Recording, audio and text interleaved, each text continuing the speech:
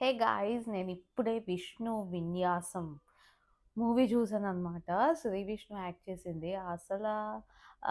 నాకైతే అసలు ఎక్స్‌పెక్టేషన్స్ లేవు. సో, నేను స్టార్ట్ చేశాను. చాలా దారుణంగా ఉంది ఫ్రెండ్స్. అసలు ఏమీ లేదు మూవీలోని. ఒక 10 మినిట్స్, 15 మినిట్స్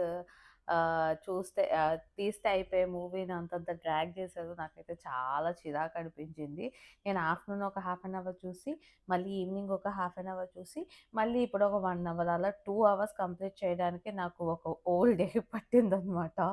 సో, మీరు ట్రై చేస్తా అంటే అది మీ ఇష్టం. అమెజాన్ ప్రైమ్‌లో అయితే ఈ మూవీ అవైలబుల్‌గా ఉంది. ఈ మూవీ మెయిన్‌గా కాన్సెప్ట్ ఏంటంటే హీరోయిన్‌కి ఏదో ఒక పెద్ద పెద్ద కష్టాలుంటాయన్నమాట.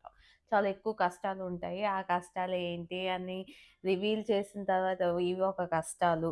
దానికేమో సస్పెన్స్ ఫస్ట్ నుంచి ఎండింగ్ వరకు కూడా సస్పెన్స్ అనమాట. యాక్చువల్లీ ఈ మూవీ ఎలా అనిపించిందంటే 'సారంగపాణి జాతకం' ఒక మూవీ వచ్చింది గదా! సేమ్ ఆ టైప్ ఆఫ్ సేమ్ కాన్సెప్ట్ అనమాట. పెద్దగా చేంజెస్ ఏం లేవు. అక్కడ ఒకరిని చంపాలి, ఇక్కడ వీళ్ళు చచ్చిపోతారన్నట్టు మార్చుతారంతే. అంతకు మించి ఏమీ లేదు.